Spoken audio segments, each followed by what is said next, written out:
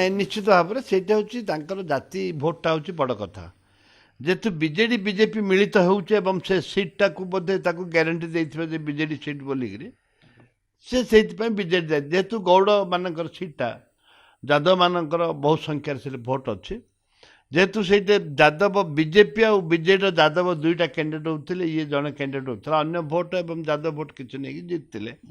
ସେ ତ ଥରୁଟିଏ ମାତ୍ର MLA ହେଇଛନ୍ତି, କିନ୍ତୁ ଦଳ ଛାଡ଼ିକି ଯିବାଟା ମୁଁ ପସନ୍ଦ କରୁନି। ମୁଁ ତ କାଲି ପରଦିନ ତାଙ୍କ ସହିତ ମୁଁ କଥାବାର୍ତ୍ତା ହେଇଥିଲି, ଆମେ ସନ୍ଧ୍ୟାରେ ବସିବାର ଥିଲା, ମୁଁ ଯାଇପାରିଲିନି।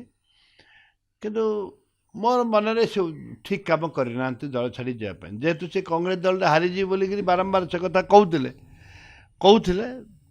ଏବଂ ଶରଦ ପଟ୍ଟନାୟକ ବି ମୁଁ କହିଥିଲି, ତାଙ୍କର ଜିଲ୍ଲା ସଭାପତି ବିଷୟ ନେଇ ଆଲୋଚନା କରିଥିଲୁ। ସେଇ ହିସାବରେ ସେ ଚାଲି ଯାଇଛନ୍ତି। ଭକ୍ତରାୟ ବି ଥରେ ମୋତେ କହୁଥିଲେ ନାଇଁରେ ସେ ରହିବନି ପଳବ ବୋଲି କହୁଥିଲେ। ନାଇଁ କିଏ ଡରିବ ନରିବ ନିଜ ଉପରେ ନିର୍ଭର। କାହିଁ ମୁଁ ତ ଡରୁନି, ମୋଠୁ କ'ଣ ଟାଣୁଆ ଯିଏ ଆମର ଯିଏ ଏଠି ମୋ ସହିତ ନିର୍ବାଚିତ ଲଢ଼ନ୍ତି, କାହିଁ ଛୋଟ ଆମେ ବଡ଼ କଥା କହିବୁ। ରବିନନ୍ଦ କ'ଣ ଟାଣୁଆ ଲିଡର ନୁହନ୍ତି କି? ତାଙ୍କ ସହିତ ଆମେ ଲଢ଼ୁଛୁ। ୟାଙ୍କୁ ଯିଏ ଆମର ନରସିଂହ ମିଶ୍ର ସିଏ ବି ଲଢ଼ୁଛନ୍ତି।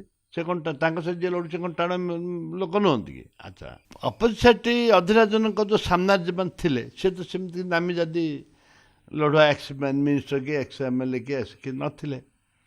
ସିଏ ଯେମିତି ନୂତନ କରି ଆସିଥିଲେ, ସିଏ ବି ନୂତନ କରି ଯାଇଥିଲେ। ଇଏ ଥରେ ହାରିଥିଲେ, ସେ ଥରେ ହାରିଥିଲେ।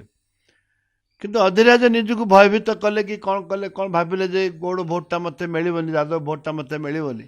ସେଥିପାଇଁ ବିଜେଡ଼ି ବିଜେପିର କୋଲେସନ୍ ହେଉଛି ୱାନ୍ ସାଇଡ୍ ଭୋଟ୍ଟା ପାଇବି। ଦଳକୁ କ'ଣ ପ୍ରଭାବ ପଡ଼ିବ? ଦଳକୁ କ'ଣ ପ୍ରଭାବ ପଡ଼ିବ? ଏମିତି କେତେ ଆସିବେ କେତେ ଯିବେ ସେମିତି କିଛି ଫରକ ପଡ଼େନି। ଯିବାଟା କିନ୍ତୁ ମୋ ମନକୁ ପାଇନି। ମୋର ଭାଇ ଗୋଟେ ସାନ ଭାଇ ହିସାବରେ ସେ ଥିଲେ ଏବଂ ବିଶେଷ କରି ଆମେ ଅନ୍ତରଙ୍ଗ ବନ୍ଧୁ ଥିଲୁ। ଯିବାଟା ଠିକ୍ ହେଲାନି।